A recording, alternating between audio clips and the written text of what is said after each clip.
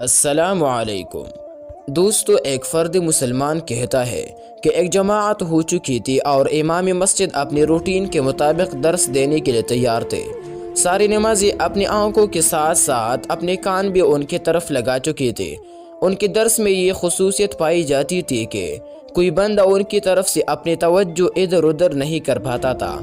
بچے، بوڑھے اور ہم نوجوان طبقہ سبھی ان کی طرف دیکھ رہے تھے۔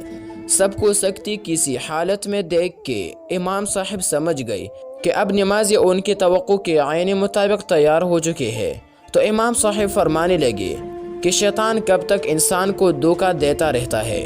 سب ان کے اس سوال پہ چونک پڑے اور ان کی طرف سوالیہ نظروں سے دیکھنے لگے۔ سب کو چپ دیکھ کر کہنے لگے، شیطان انسان کے آخری سانس تک اسی کوشش میں رہتا ہے کہ اس کا ایمان سلب ہو جائے اور یہ جہنم میں چلا جائے۔ یعنی شیطان انسان کے آخری سانس تک اس کو دھوکہ دیتا رہتا ہے کہ کہیں اس کی بخشش نہ ہو جائے اور میرے بھی کریم سے کی گئی چیلنج میں ناکام نہ ہو جاؤ۔ پر جب بندہ فوت ہو جاتا ہے تو شیطان اس سے ہٹ جاتا ہے کہ اب اس مری ہوئی سے کیا دھوکہ کرنا۔ اس کے بعد پتہ ہے بندے کے ساتھ کون دھوکہ اور دغا کرتا ہے۔ ان کا یہ سوال بھی ہمارے لیے انوکھا تھا، لہٰذا سبھی ان کے منہ کی طرف دیکھ رہے تھے کہ آپ خود ہی بتائیے۔ وہ کہنے لگے، شیطان کے بعد مری ہوئی بندے سے ہم لوگ دھوکہ کرتے ہیں۔ سب نے ایک ساتھ کہا، ہم لوگ دھوکہ کرتے ہیں؟ یہ کیسے ممکن ہے؟ ہم شیطان سے زیادہ دھوکے باز کیسے ہو سکتے ہیں؟ سب کے چہروں سے یہ سوال واضح طور پر پڑھا جا سکتا تھا۔ سب کے چہروں کو سوال یا نشان بنا دیکھ کے کہنے لگے امام صاحب، جب بندہ مر جاتا ہے تو اس کے بعد ہم لوگ ہی اس کے ساتھ دھوکہ کرتے ہیں۔ جنازے میں بہت سے لوگ کھڑے ہوتے ہیں جن کو نماز جنازہ پڑھنا نہیں آتا، پھر کھڑے ہوتے ہیں کہ اب کیسے بھلا اپنے ماموں کے جنازے میں کھڑا نہ ہو۔ لوگ کیا کہیں گے کہ سگے ماموں کا جنازہ نہیں پڑھا اس نے، کزن کا جنازہ نہیں پڑھا اس نے۔ لوگوں کے باتوں اور تن سے بچنے کے لیے ہم لوگ مری ہوئی سے بھی دھوکہ کرنے سے باز نہیں آتے۔ جس مقام پہ آ کے شیطان بھی پیچھے ہٹ جاتا ہے، اس مقام پہ ہم آ کے کھڑے ہو جاتے ہیں کہ ہم ہیں نہ تمہارا مشن پورا کرنے والے۔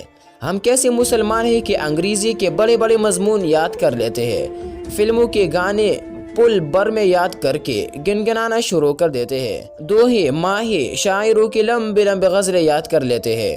جو نہیں یاد کر پاتے وہ صرف تو قرآن کے چند آیات ہیں جنہیں ہم یاد نہیں کر پاتے۔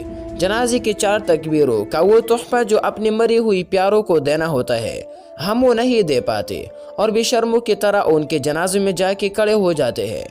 امام مسجد بولتے جا رہے تھے اور ہم سب کے چہرے شرم کے مارے جھکے جا رہے تھے۔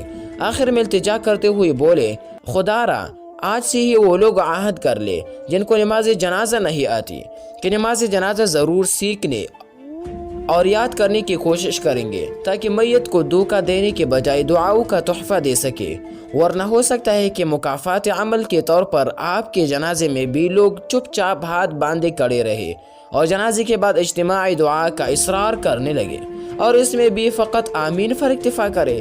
درس ختم ہو چکا تھا، سب دعا مانگ کے مسجد سے نکل رہے تھے، لیکن سب کے چہرے یہ گواہی دیتے جا رہے تھے کہ ہم نماز جنازہ ضرور یاد کریں گے، ہم شیطان سے بڑے دھوکے باز نہیں بنیں گے۔